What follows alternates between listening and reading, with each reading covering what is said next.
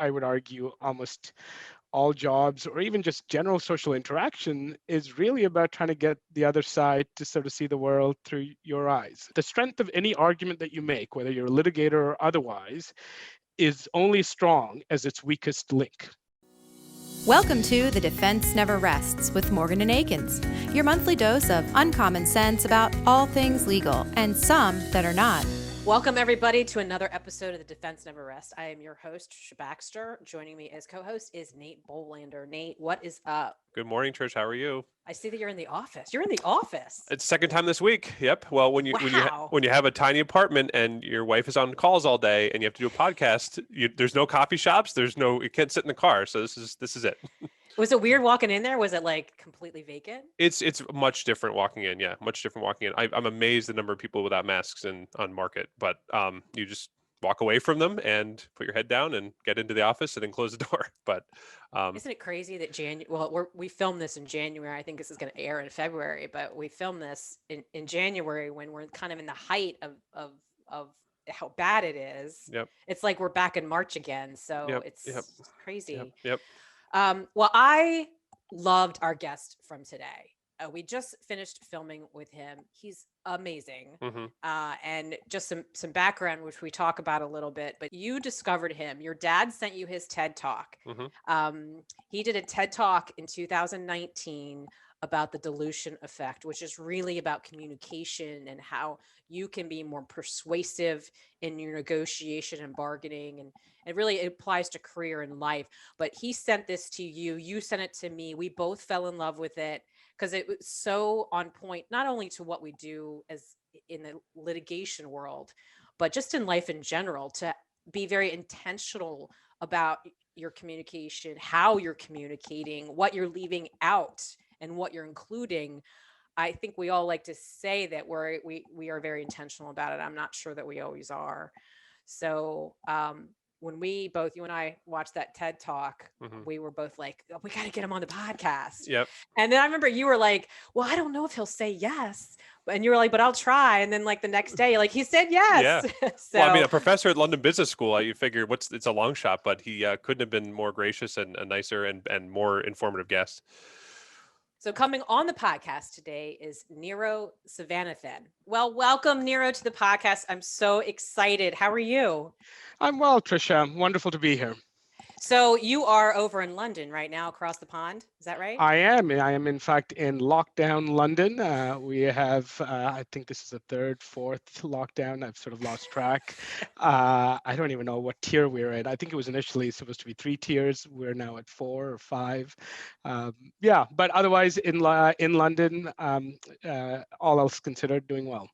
That's awesome. Well, I know that you know this story, but, I'm going to tell our listeners the story. We came across you because Nate's father sent him your TED Talk. You did a TED Talk in 2019 about the dilution effect. Nate's father sent it to him. He sent it to me. And then I was like, we both fell in love with it. And we both were like, we have to have him on the podcast. And here you are. So I want to dive so deep into the dilution effect and your research and life's work. Before we do that, let's get a little bit of your backstory, your background, how you got to the TED Talk. Yeah, sure. So I did my PhD at the Kellogg School of Management, which is at Northwestern University, or even earlier than that. So I grew up in Toronto, Canada, so I'm Canadian. Did an undergrad in psychology.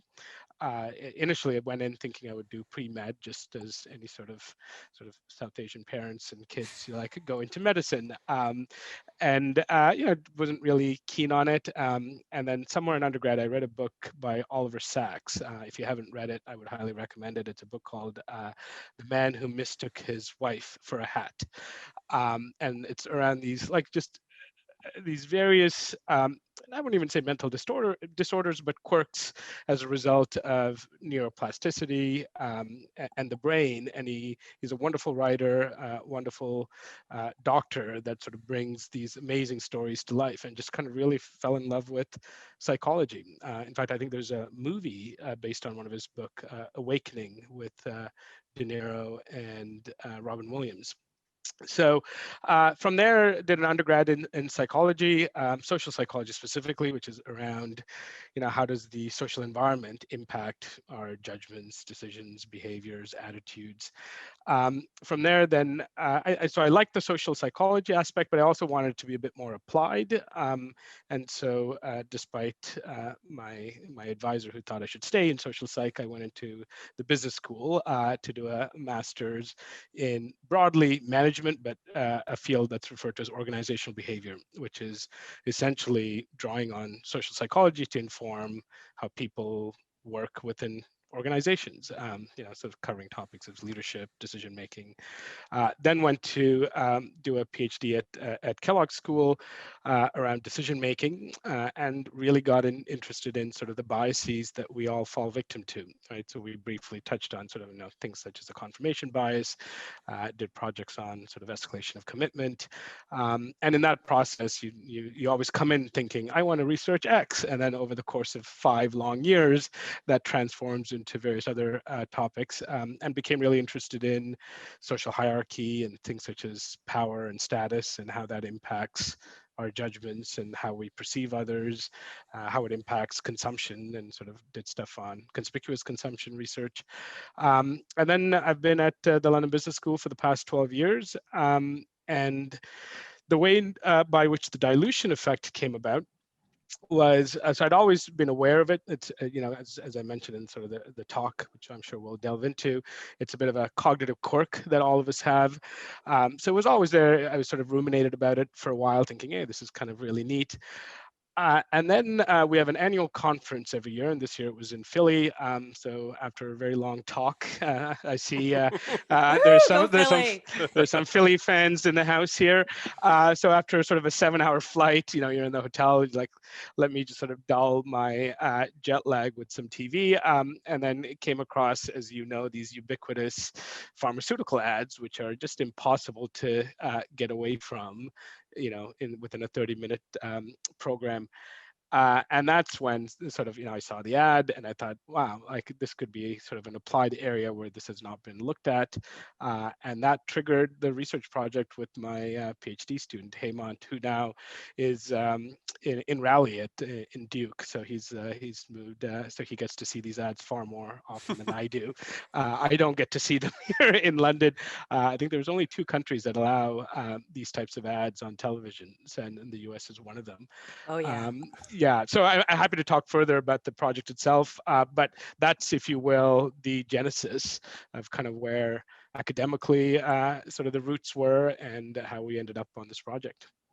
Well, so I think it's fascinating because Nate and I are in litigation. We're litigation attorneys. A lot of our listeners are in litigation in one way, shape, or form, whether they're practicing it or they're in claims and they're managing it, or they maybe fascinated by it, or they're a vendor that's servicing the area. But at heart of litigation is trying to influence somebody else with your position. It's, you want them to believe and adopt what your perspective is. And that really comes down to communicating and how you communicate. And I think, inherently us lawyers know, and we're going to talk about the dilution effect, but inherently us lawyers know that maybe brevity is the key to success to some extent, but we don't follow it. Like, it is this idea that just talking more stuff, more words, more speeches, more everything is going to impact and get your point across. That's not the case. So I love this talk because of what we do. It really is the heart of what we do. And if you're not thinking about how you're communicating and you're not intentional about it, I think you're missing out on the essence of what we do. So let's talk about communication first. What is so important about communication? Yeah, look, I think certainly within litigation, it is kind of at the core of what you do. But I would argue almost all jobs, or even just general social interaction, is really about trying to get the other side to sort of see the world through your eyes. Especially in the current political landscape, there are people who have very different views. There's there's a bifurcation, and people truly believe that what they think is right is in fact the way the world should function. And oftentimes people are speaking over each other, or are sort of lost for why is it that I can't understand why my uncle just doesn't understand this is the way to go and this is what's best for the environment or for the economy. So I think the importance of communication is kind of ubiquitous in all our social interactions. So I talked briefly about what I sort of research, what I end up teaching in the classroom. The two main areas or two main subjects are influence and negotiations. And arguably, and my view is much of your social landscape is a negotiable terrain, right? You don't need to be sitting down with someone over their terms or with the used car salesman to be negotiating. I negotiate with my 10-year-old son almost every night, whether the number of hours of Minecraft versus when he needs to go to sleep. So these are Oh, I feel that. I feel that. so right, these social interactions occur all the time, and oftentimes, often communication. It's a topic that has lots of breadth and also lots of depth. I think the area that Tricia that you touched on, which is people focus so much on the content, and I think the content is important. I don't want the listener to say, look, the content doesn't matter. Substance needs to be there, but the difference oftentimes is that both you, Tricia, and Nate have the substance, but somehow magically one person, when they speak, it's being heard and it changes people's hearts and minds. And when the other person says the same or communicates the same content, it just doesn't fly or doesn't stick. And that's the element that I think most people need to take a conscious approach to, that how you frame your message, how information is displayed, how it's presented has a profound impact in how effective you are as a communicator. And oftentimes great change initiatives, great messages fail in the 11th hour, not because of the content, but rather the delivery. And sorry, go ahead. No, I was just going to say that. Then, so how do you focus on delivery? And I don't know if that's moving into talking about dilution effect or not, but how is it that we can make our delivery the most impactful? Sure. So I think there's lots of ways you could slice delivery, right? So you'll get some academics that might talk about sort of posture and presence. I tend to focus kind of on the science of sort of influence and persuasion, and how and specifically the dilution effect kind of falls into the area of how people process information. So there's an entire just fascinating literature on sort of the various biases that all of us fall victim to, right? So in our pursuit to make sort of sound, rational judgment, we rely on all sorts of heuristics or shortcuts to help process that information. And in so doing, it causes our judgments to be not very rational or deviate from being both sound and rational. And the two individuals that you might have heard of that sort of unpacked all of this for decades were two psychologists by the name of Danny Kahneman and Amos Tversky. So what they did was for a number of years, including such things as sort of the confirmation bias, they unpacked these little quirks of the mind that we automatically sort of engage in that causes us to deviate from sound rational decision making. And in 2002, unfortunately, by then Amos Tversky had passed away. Danny Kahneman won a Nobel Prize in economics for this work, right? So these are two psychologists who won a Nobel Prize in economics. And I'm fairly sure that the likelihood of that occurring again is pretty low. And I think because it spoke to sort of the omnipresent nature in which, that our decisions are impacted are by sort of our psychology or these errors. And so that's the area that that I think sort of the dilution effect falls into, which is how do you present information or how do you frame information such that you could nudge people in the right direction. So you might have heard of someone by the name of Richard Thaler, who's an economist at UChicago who won a Nobel Prize very recently, who kind of took much of that work and sort of talked about how it has implications for policy.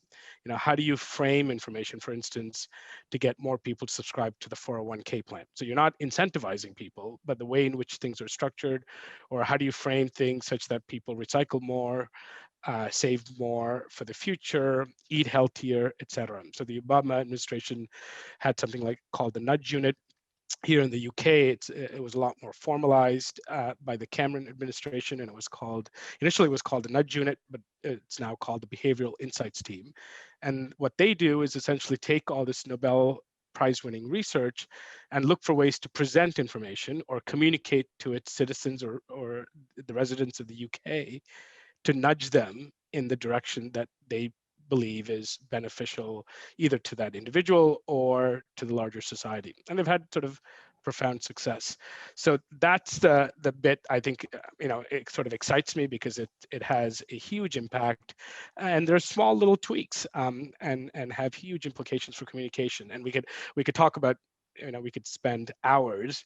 I covered one, which is the dilution effect. We could probably go through 25 of these different biases, and I'm happy to chat about some of the others as well, that have very clear direct implications, certainly for litigators, when you're closing a trial or when you're litigating your case, but also, even a corporate lawyer that just needs to put a few words down on paper to his M&A client, and how you frame that has huge implications.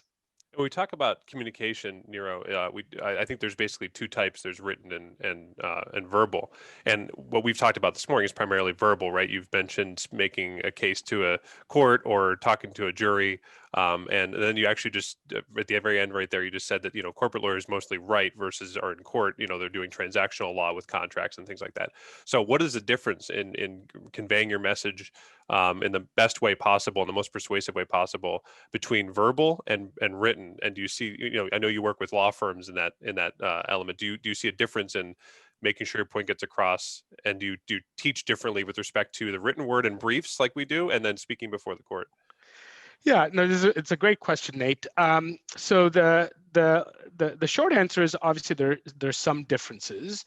The reason I focus on, if you will, kind of the cognitive component of it is that it is irrespective of medium. So whether it be written communication or verbal or visual, it has the same impact because it has to do with sort of the errors or these biases that we make in just simply the processing of that information. So even with the pharmaceutical ad, if you think about it, which I'm sure we'll talk further about, in our experiments, we did simply audio commercials, we did print ads, we did or audio visual combined.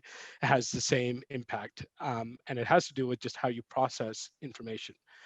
So it's a great question, and that's why I think this form of influence has more traction, and arguably also traction not just in terms of medium, but also your clients might be in Kyoto, Japan, or Cape Town, South Africa, or Toronto, Canada, and people might say, well, sometimes culture plays a factor in influence, and it certainly does. But I think if you focus on this idea of sort of how your mind's hardwired to process information or make these errors, it tends to be in many ways ubiquitous across cultures. So what exactly is the dilution effect? Yeah, so the dilution effect is, as I said, a cognitive quirk or a bias. And I want to clarify, when I say bias, it is the idea that some sort of mental shortcut or a heuristic that we rely on that causes you to deviate from sort of a sound, rational decision. But importantly, Trisha, it is systematic, right? So it is always systematic in one direction or the other. Because otherwise, if people are making errors, it's not very useful because errors could be in the positive direction, negative direction, or some other direction. With biases, they are systematic and always in one direction. So I'll give you, before even the dilution effect, just sort of an example of it. So there's something called the egocentric bias, right? So this is the tendency where we tend to have sort of an overinflated view of the self across various dimensions. And so oftentimes we think our skill set or abilities are always better than would be judged in an objective manner. And perhaps one of the best examples of this is if you ever ask individuals, and you can certainly ask people today at the dinner table, are you better than an average driver? And this was a study a while back in the US. The average response is that 93% say yes. So, right? Yep. So now if you think about this, right? So the idea is that if you sample enough people, the mean should be 50%, right? Some should say, yes, I'm better. Others should say, actually, I've just had 4 accidents in the last week. I'm probably not so good, and it should be 50. And so even if there's a slight bias, you would expect 60, but it's 93%. And this is sort of this better than average effect.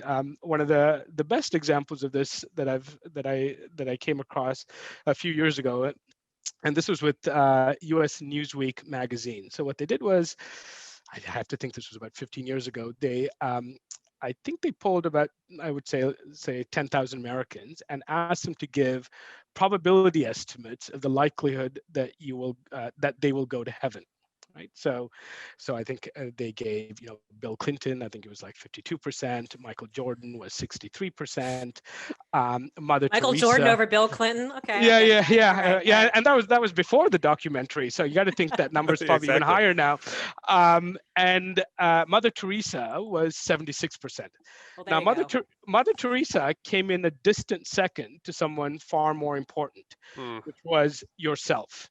People believed that they had an 87% likelihood of going to heaven, and Mother Teresa 76%. And I love it because, it just sort of very beautifully highlights sort of how the world is sort of always seen through the singular self-focused lens. So these biases, there's a plethora of them. There's almost sort of a shopping list of these biases. Sometimes it gets used too loosely, and these biases sometimes tend to be sort of cognitive, like sort of mental shortcuts and calculations.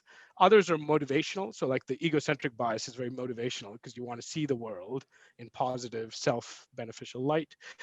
The dilution effect is on the other end, which is the cognitive stuff, which is just a calculation error that people make. It's a shortcut. And the dilution effect is that whenever you're given pieces of information, you are oftentimes given diagnostic information, but also sometimes given non-diagnostic information. So, the example that I mentioned in the TED Talk is, you're asked to judge the GPA of 2 individuals. Tom studies 31 hours outside of class, and then you have another individual who's Tim, who also studies 31 hours, but plays pool on weekends, went on a blind date, visits its grandparents, etc. And you're asked to estimate their GPA. And the person who was given more information, both the diagnostic one, which is about how much they study, and the non-diagnostic one, gets a lower GPA than the one that was just simply given the diagnostic information. Right? But if you think about it sort of rationally, the only piece of evidence that should matter is the GPA. You had that in both cases, yet the non-diagnostic dilutes it. And the idea is that non-diagnostic information, not only do they sort of add 0 value, but they take away value from the diagnostic information. And the part that's relevant, obviously, to litigation, to sort of communication, is that it doesn't even need to be non-diagnostic information. It could just be weak arguments. So you have a very strong argument for why an individual is guilty, but you should say, hey, actually, I also have these other pieces of information. Let me throw it all on there as a way to somehow convince the jury, convince the opposition that this is in fact a stronger argument. And what it does is, if you want to think about it from a mathematical standpoint, people sort of average out the pieces of information rather than add it up. So I'll give you a more tangible example. So Trisha, I think you said you're from Philly, so are you sort of an Eagles fan then? Yes. Okay.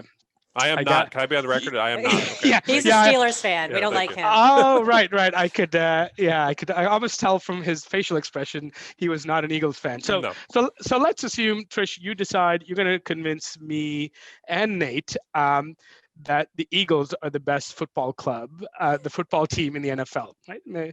I think maybe a year ago or 2 years ago, you might have been able to do that more easily, but let's assume that's what you're going to do. And so let's assume, Trisha, that you decided, I've got 4 great reasons for why the Eagles are the best football team. And let's assume 2 of your arguments are worth 90 points out of 100, and the other 2 are worth 60 points out of 100 in terms of argument strength, right? So you've got 4 great arguments.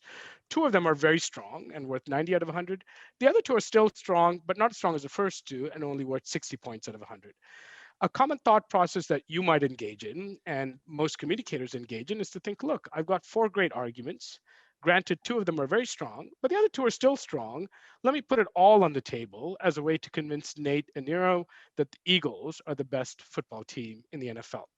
The calculus that you're making is that the strength of that argument is 300 points, right? 90 plus 90 plus 60 plus 60. Turns out, however, receivers of information aren't engaging in an additive function, they're engaging in an averaging function. So I say, okay, here are the 4 points, 90 plus 90 plus 60 plus 60 equals 300, divide by 4. Strength of that argument is 75 points, not 300. Now, if you wanted to be more persuasive and more influential, you'd be far better off to say, Nero, Nate, Eagles are the best football team because of reason 1, reason 2, stop. Now I hear 90 plus 90 adds up to 180 divided by 2. Strength of that argument is 90 points, not 75, right? And so the kind of the implication of the story is that that the strength of any argument that you make, whether you're a litigator or otherwise, is only strong as its weakest link. And giving weak arguments, not only are you not just adding 0 value, you're taking away value from the strong arguments. And I think it's one of the most common errors that I see individuals make repeatedly. The number of presentations I've sat through where they'll get to a slide and says, here are the 15 reasons to launch this product, or here are the 10 reasons why, we should enter this new market. And guess what happens when you get to reasons 12, 13, and 14? You are in fact taking away from your very strong reasons, and a lot of it sometimes is just not having the discipline. And maybe you touched on this briefly, Tricia, that to sit back and say, what are the real reasons why, if I'm litigating this case, that will articulate my point of view. And then you sort of say, oh, well, let me just kind of add to this. And then you have a shopping list, but the shopping list isn't helping anybody. In fact, you're sort of shooting yourself in the foot. I think neuro attorneys are especially bad at that for 2 reasons. First, here's my theory. First is because when you're in law school, you get most finals, you get a monster fact pattern, and you get points for pointing out the issues and applying the law, and you don't get points taken away for adding extra issues. So I remember my first law school exam I ever took was in torts, and it was a 4-page front and back single space fact pattern, and the professor wrote "What say you?" at the bottom. That was it. That was the entire exam. The girl next to me left, and I found out later threw up. That was so upsetting to her, because it was our first law school exam, and that was the test. I mean, we're used to multiple choice in college or small essays, and what ended up happening was I wrote blue book after blue book after blue book of answers, and you get +1 for this, +1 for that, and there's no minuses. You're never being subtracted for weaker arguments.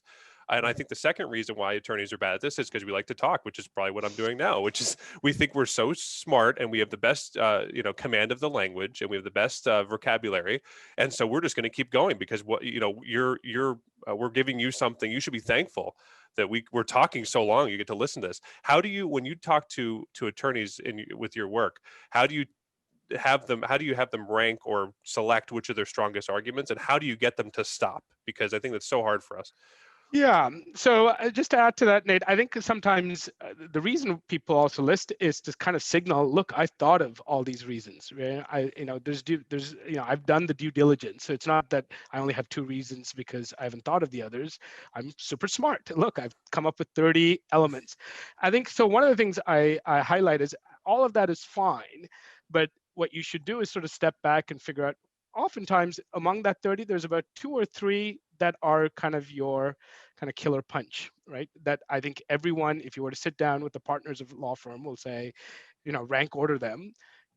My sense is there will be about 3 that will have consensus, or it could be 2, could be 1. And again, I'll come back to the point of whether you always need 3. There's all these sort of old rules of, always have 3 points or always have 2, and that's not entirely correct either. And oftentimes what I say is, put those in the appendix, put those as, look, and as there are 30 reasons why we should launch this product. But as I see it, here are the two fundamental reasons. If you want to see the other 28, they're in Appendix 5. But here's the fundamental two reasons why we should enter this market. So part of it is really discipline, is sort of stepping back, much like negotiations where, preparation is key, right? And it's very much sort of an 80-20 principle. If you ever speak to good negotiators, they'll tell you much of what they do is in the preparation, and the better prepared you are, the more you could sort of mobilize that preparation at the bargaining table. Influence is no different. There is some preparation to sort of stepping back, thinking about what are your strong reasons, and having the discipline to say, I'm going to leave these out. If it comes up, I'm more than happy to answer them. But the minute it sort of makes it onto your sort of visual space or the document, it dilutes it. And it's not, it's not a sort of conscious process. It's not that I'm sitting here saying, Eagles, Philly and Philly cheesesteak, and whatever it might be that draws me to the city. But it's sort of a non-conscious sort of process. You sort of look through it and you could come up with this sort of gestalt evaluation, and non-relevant points and weak arguments take away from it. People realize it, obviously, once you say it, it's like, oh, now I sort of understand, why this is effective. But you're right. People repeatedly make that error on a consistent basis. It's one of the easiest ones to fix. Yep. And I think so. I mean, I think you're right. So many people have the problem, and I'm not sure that it goes away so easily with experience. I think, all of us have struggled. I struggled with it early in my career, where you'd be drafting motions and you, like you said, you had 10 arguments, and I would try to rank them, but then the second guessing of, well, maybe those aren't my top 3, or how is the person listening or receiving my arguments? Are they going to see those as the top 3? Like, it's that lack of confidence. And maybe that's part of the discipline part. Can you talk about, like, how do you overcome that? Yeah, so I think the second point that you mentioned, Tricia, is an incredibly valid one, which is not knowing, whether the audience views the same argument to be the very best, right? So it's, especially if there's heterogeneity in your audience, or it could be there's 10 people, but the real decision maker is Nate. And so what matters to me more is to ensure that I'm matched up with Nate's view rather than, the rest of the panel of individuals in that room. Oftentimes, I think strong arguments tend to be strong arguments for most people. And there might be a minority of instances where they're not. On average, they're strong for most. One of the ways perhaps to do that is, to pull internally to sort of say, look, if you were to go in and you had to tell yourself you only had 3 arguments to move forward with, what would they be? My guess is you would triangulate on the same 3 across your partnership. And that is perhaps one way to do that gut check, where you start getting into kind of negotiating with yourself away from 3 down to 10. And the other thing I should mention is, people often say you need to go in with 3, and that's not true either. Because if 2 of your arguments are 90 and the third one is 10, you drop it. There isn't a magical number. It's really the delta between sort of your strong arguments and then you're not so strong. But the problem is it's a little bit of an escalation, because you go from 90 to 70 and you think, well, might as well go to 60. And then, 15 minutes later, one of your arguments is, my mom really thinks I'm a great lawyer, and so which doesn't really help. Which is great. It's great. It's wonderful self-affirmation. It's good for the ego, but it's not what's needed perhaps in that room. And you get this with some professional services firms that are going in for pitches and RFPs. They'll have some great arguments about our senior partners have 40 years of experience in the energy sector. Here are the clients that we've helped reduce their operational expenses, et cetera. And then you'll sometimes get things like, we work well as a team. That's great. This is good for you, but that's not really the reason why, a firm is going to choose this professional services firm rather than the next one, right? Because that's great that you work as a team, but that's not why I've sought your assistance. I've sought your assistance to help reduce our corporate expenses. I think it's so fascinating. Can you talk about the inverse, which is really the inspiration for the TED Talk, the pharma ads? Because I thought that part of your TED Talk, I was riveted. I'm like, oh my God, he's so right. Yeah. So, yeah. So, I mean, you know the architecture of these ads. So, I should mention, at the time when we started this, there were two countries that allowed pharmaceutical companies to directly market to consumers. It's the U.S. and New Zealand, and I think now maybe even mainland China also allows it. And the the architecture, they're almost comical ads when I view them, right? It's usually a happy couple, someone playing with their dog in the backyard, all smiles, dancing, prancing through gardens because they got a full night's sleep because they took a sleep drug the night before.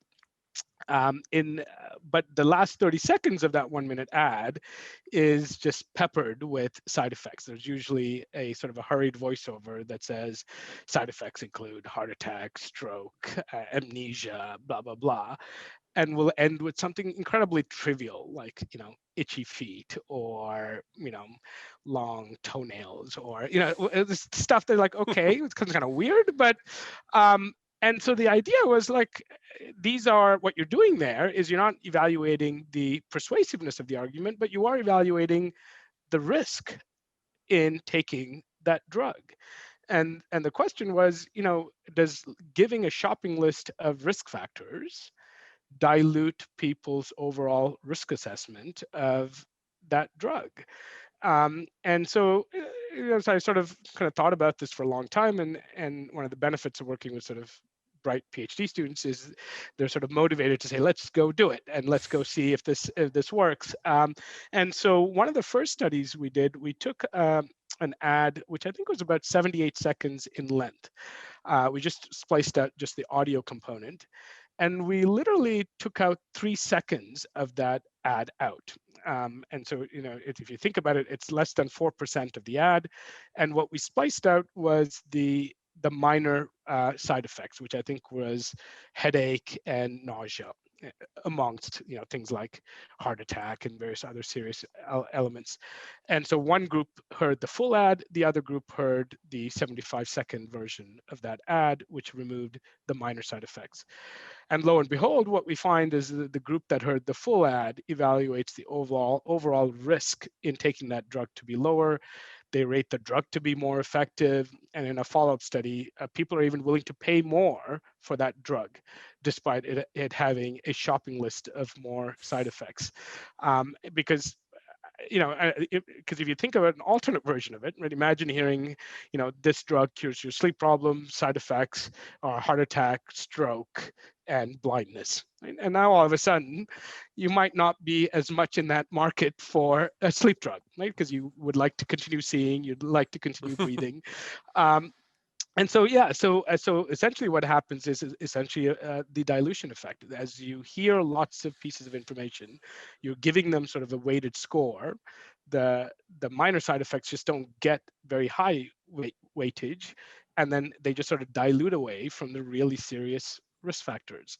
And we find that across print ads. I think we took a sleep ad, the sleep drug ad, which appeared in Chanel or one of these magazines. For the record, for your listeners, that's not a magazine I typically read. it was yeah, strictly for research purposes. And then we again sort of just sort of digitally wiped out just the minor side effects, and people love one drug more than the other, lack of a better word. This then has implications just for generally how you communicate, persuade, even provide risk information. This is a study that we ran. We didn't obviously include it because we were just kind of curious to see, is this just about pharmaceutical ads or more generally? So we ran a study where we gave sort of essentially a public announcement, a public health announcement ad, which was about sort of quitting smoking. And I think the poster had in one, it causes lung cancer, may cause a heart attack, etc. And another poster had those, but also had, yellowing of your teeth, um, and a couple of other minor side effects, and sort of asked, among smokers as well as non-smokers, which ad would cause you to consider giving up smoking. And not surprisingly, when you stick to the really strong negative outcomes of smoking, people are more motivated to quit smoking, right? But it's not what sort of comes naturally. You think, well, let's just list all the problems that one may experience with smoking. And also the poster looks odd because it just has too little side effects and just a lot of blank space. And I think that's another reason, Nate, I think you were with your earlier question, why people get uncomfortable with silence, which is why you might just continue talking. But people also get very uncomfortable with PowerPoint decks that don't have lots of words or numbers. And so what do?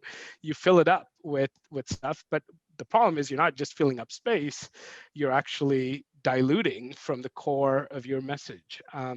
So yeah, so that if you will was the pharma ad, but has implications for across multitude of domains. So it's fascinating because you can use it kind of convert or inversely, that if you have something that's really bad that you want to bury a little bit, you just got to add stuff onto it. Like I think about some of our larger cases or the plaintiff's complaints that come in and they list the plethora of injuries. And, it goes from the really serious, like the amputations, all the way to the stub toe. So if you're really savvy, you could maybe you want to bury the amputation as a defense attorney.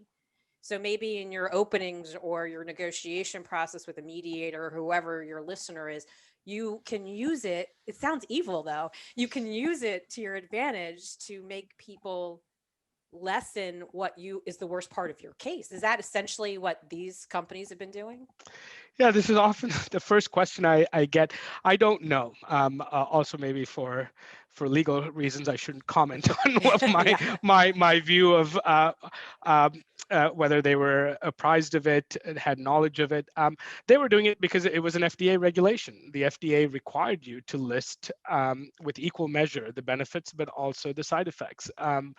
It's very possible, they would have done test audiences and they would have realized, wait a second, the more we say, the less they seem to be bothered by the side effects of this drug, right? It's I think it was sort of a 15 or maybe a $5.2 billion industry. I think this direct to consumer marketing. So I have no doubt that they were aware of it. They might not have been aware of sort of the scientific reason for it, but you're right. This could certainly be used for, you could manipulate data, if you will, or for even nefarious reasons, right? So oftentimes we think when presenting pros and cons, you have to list a lot of pros and a few cons. Actually, if you have to present cons, what this would suggest is if you don't want people to pay a great deal of attention to it, you could dilute it by listing a lot of trivial cons. And again, that is not my advice. It's sort of borderline Machiavellian. That is not what I'm suggesting. But as with all of this stuff, if the motivation or the impetus is to do something slightly more nefarious, that you could use it in that manner.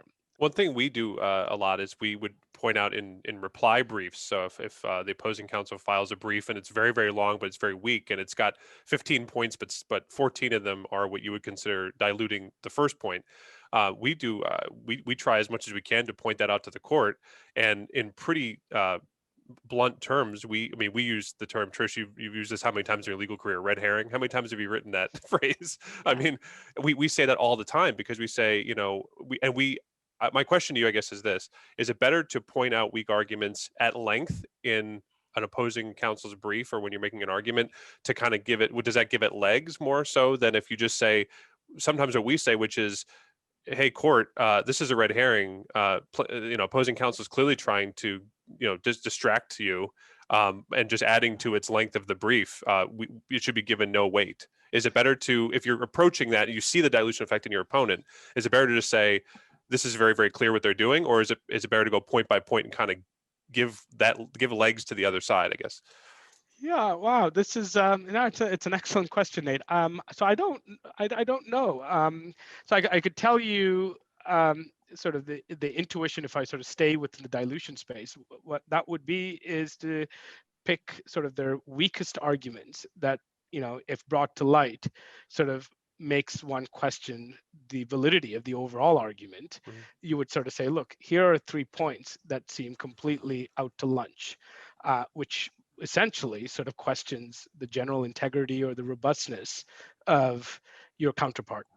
Now, there might be, and I'm by no means an expert in the legal profession, there might be legal reasons why you might need to systematically refute each of the point. I don't know whether that's required within litigation. But if I sort of step back, that would probably be the way to sort of say, hey, look, this one point is so nutty, you need to start questioning if similar thought process went into the remaining set of arguments from party X. Right. Yeah. So, but it is a good question. It's an empirical one. There isn't sort of a clear answer, but if I were to stick with the dilution, that would be my kind of intuitive response. Right. And I see like, and I don't know if this is in line with dilution or if it just supports it or what, but I'm going to throw this scenario out at you, which is like, we do so much writing. I mean, so much writing, and not all of it's persuasive writing. Some of it's just reporting. Like, we want to tell the client what's going on and update them on the file, because that's really, really important. And I've always been a big proponent of brevity, which is you don't have to convey every thought in your head. They don't need to know everything. They need to hit the big ticket items. Yeah. And brevity is an art in and of itself. And it is, once you grasp the need to be more brief, in even whether it's persuasive or not, the person seems to get your points. Like, they have to read less, they take up less time. They, I think, respect you because you're respecting their time. Like, does that have anything to do with the dilution effect too, or am I completely off? No, not at all. So as I said, Trisha, dilution effect is sort of one bias. So when I usually sort of cover this material or teach this material for people to be more persuasive, there's there's 7 or 8 biases that, if you sort of bring them together, kind of makes you not maybe perhaps a Jedi influencer, but certainly I want to be a Jedi influencer. So you're bring talking, it on. Nero, you're talking to the 2 biggest Star Wars fans at the firm. So that's great. Oh, is that right? That's Nice. wonderful. Yeah. Yeah, we could talk about which was your favorite one, but that might be an entire episode by itself. Yeah. But there are other biases that I think are also relevant. So I think the one that you're referring to, Trisha, it's to some extent the dilution effect, but there's something about sort of leaving something memorable in people, such that, because oftentimes you're making your case, let's say now, and your counterpart or whoever's deciding on this, whether it be a mediator or whoever it might be, is kind of collecting their thoughts and coming to a decision a week from now, a month from now. How can I summarize my points in such a manner that it's sticky in people's memory structure? And so there's another bias which is referred to as the availability heuristic. And this is the tendency that how available information is in your mindset. So I'll give you a couple of quick examples of this.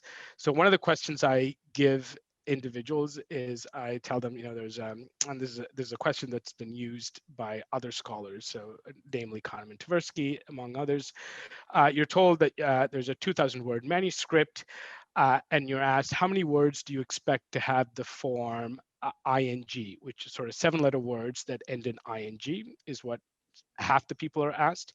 The other individuals are told, again, a 2,000 word manuscript, how many words do you expect to have the form of 7 letters, where N is the 6th letter, right? So half are told 7-letter words that end in ing, the other half 7-letter words where N is the 6th letter. What you get repeatedly is people estimate ing words to be far, far more common. Like they'll say, let's say there'll be 40 words that will end with ing, whereas for the 7-letter words that have the letter N in the 6th position might be 10. Now, this is just statistically not probable, right? Because the 6th letter in words that are ing is N, which means at the very least, the other group should have said 40, if not more. And the reason for this is, when you're given this question, you're trying to go back in memory and trying to come up with 7-letter words that end in ing versus 7-letter words that have the letter N in the 6th position. Now, obviously, one of them is considerably easier than the other, right? It's much easier to think of ing words than 7-letter words with N. And where the bias occurs is that you erroneously correlate ease of access of information to frequency of occurrence in the real world. So information that's more easily recalled, more easily brought online, you value that information far greater, and you give it more weight and confidence than information that's much harder to remember, hence referred to as availability heuristic, right? And this then has implications for communications. But another example that sometimes it still catches me is you ask people, what causes more deaths, shark attacks or being killed by falling airplane parts? Overwhelmingly, people say shark attacks, right? Especially if as a kid like me, you saw Jaws, or lately I had the pleasure of watching, what was it, Sharknado, I think. Oh God. That is 2 hours you will not, I wish I could have back. Uh, um, right, so you could recall, there's lots of stories, there's media about shark attacks. Like, I didn't even know parts of plane fell off. It's rare, but actually turns out you're 30 times more likely to be killed by falling airplane parts than shark attacks. But because one is more memorable, more easily brought online, you value that information. So the implications for this, obviously for litigation, but also more generally, is just the importance of story and the importance of images when you're articulating a point, right? So oftentimes we try to kill people with data and analytics, right? Just here's more data, here's DNA evidence, here's this, here's that. And it's all important because you want to be grounded in science and data, but sadly what influences people are stories. Stories kind of have a much longer half-life in people's memory structure than does data. And so oftentimes one of the advice that I give is, I'm not asking you to sort of divorce yourself of numbers, but look for ways to wrap your data or your arguments around a story, because stories allow people to remember numbers. Numbers don't allow people to remember stories. And oftentimes, going back to your earlier question, Trisha, if you could sort of stick to your strong argument and then wrap it around with a vivid image or a story, it is incredibly potent in being able to be influential. In fact, I was just reading the other day that I think this past October was the 25th anniversary of the O.J. Simpson case, right? So, which, I mean, you guys will My know. God, I'm so old. Yeah, you're old. I remember. I think I was at one of my family friends' house with them playing. I think it might have been Nintendo, whatever it was, Contra or whatever the cool game was back then. And then I was having to shut that off because the rest of the family wanted to watch this Bronco case. So I remember the case. But related to this point, I think what they did very recently was they brought back the jurors who served on that case and asked them to sort of recall the one element of the case that sort of stuck with them all these years, right? And I'm sure you could probably take a guess what that was, right? You're sitting here as a juror for, I think it was months. I don't remember the exact duration. You want to take a guess what they remember? The glove. Glove. The glove, without a doubt. Yep. Right? If it doesn't fit, you must acquit. Yeah, right? Exactly. Right. So, which is it's another sort of not a bias, but a psychological element that I'm happy to cover. Right.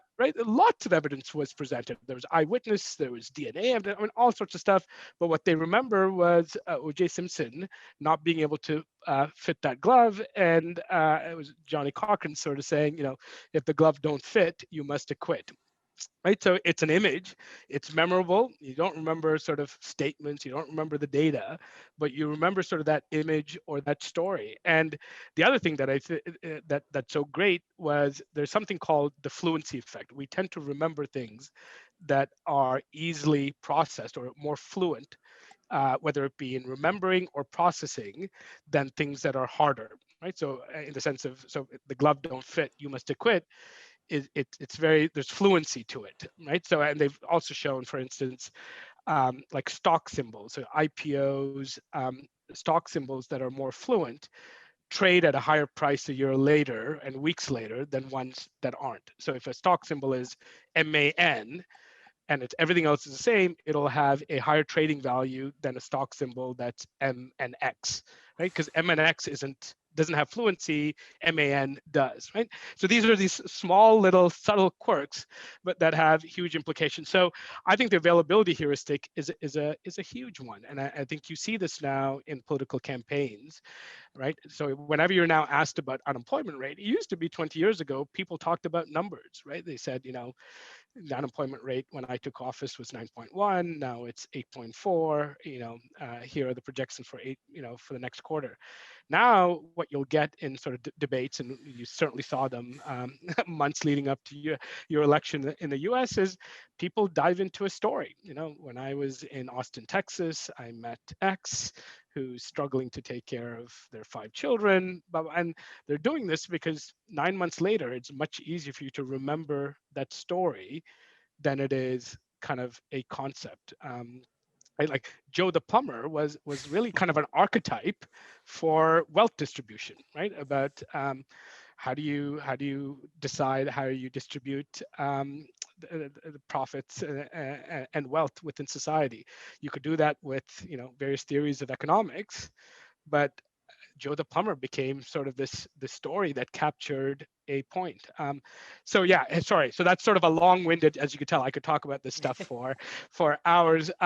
Is where I think, Trisha, your comment of sort of the brevity, both kind of sticking to your strong data or your strong argument, but keeping it memorable in people's memory structure. And stories just have a lot longer half-life in our memories, and I think there's an art to telling stories, and I think the leaders that do it well, not surprisingly, become more influential as a result. Oh my God. I was going to ask you, can you watch an election cycle or a political speech without your brain exploding? I mean, can you even? And no one enjoys them, I guess, but can you at least watch them objectively, or are you just always breaking it down and saying that God, just stop, or you shouldn't have made that point, or do you?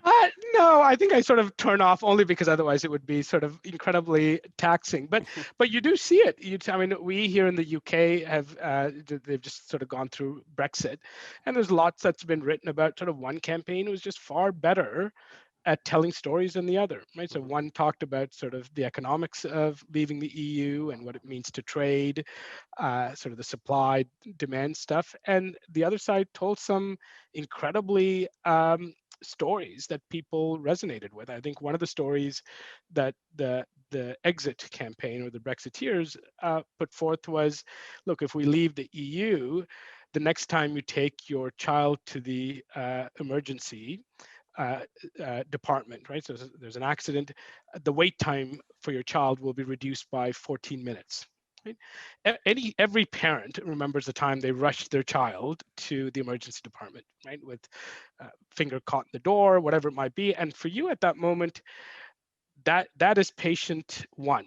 They should be at the top of the list, not the person with chest pains or the one that had a shoulder dislocated. And this idea that, wow, if I could cut 14 minutes to help my child, that it resonates. It's a story that's sticky. Yeah, so it's sad. In fact, now, and there's obviously lots of conversation about fake news and other bits, and some of the reasons why it spreads quicker, it's kind of the power of stories and the fact that it's just more memorable. But there's also lots of ways where you could use that to your advantage as well. Yeah. Well, I know that we have to wrap up soon. There's a couple questions, easier questions that I want to get to with you. One thing, will you come back on and do a parenting episode with me? I want to learn. I want to do communication with kids. Like, I think you'd probably be fantastic at that. Not to mention a million other of the biases that we could cover that we just don't have time to.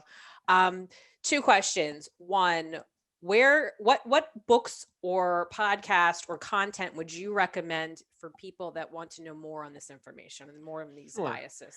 Yeah, so I mean, the book that I always recommend is one by Danny Kahneman, and it's called Thinking Fast and Slow. So Kahneman is a gentleman that won the Nobel Prize.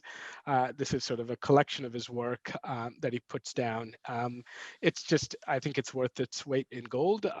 It's not an easy book to get through. It's, remember, Nobel laureates attempt at communicating to a wider audience, but it is. I still think it's well written. It's a book you'll need to sort of read slowly and sort of think through slower. But it's a sort of a tour de force that kind of walks you through how our minds kind of process and navigate our social world. The other book that I would recommend, which is stuff that I didn't capture, but I think it's a very digestible book, is one by Bob Cialdini, and it's called Influence, Science and Practice. It covers sort of slightly different forms of influence, not sort of cognitive biases, but sort of other sort of social psychological research and sort of motivational components that impact people. But those are probably two books that immediately come to mind that I would recommend. So if people listening to this podcast want to reach out to you and talk to you and hire you or get your courses or see more of your talks, where can they find you? I'm with a name such as Niro Sivanathan, I think I am the only one. This is on Google. So yeah, they're welcome to email me. I'm on LinkedIn, Twitter, all that fun stuff. So yeah, I'm very easily contactable. So they could shoot me an email, and yeah, I'm happy to chat. Well, Niro, thank you so much. If you guys have not yet, make sure you check out his TED Talk. It is fascinating. It's like 11 minutes long. Talk about availability bias or whatever. Like, that's the perfect time for me. I was riveted, as was Nate. So Yep. Thank you, Niro, so much. Thanks, everybody, for listening. Make sure you stay tuned for the next episode of The Defense Never Rests. We will see you then.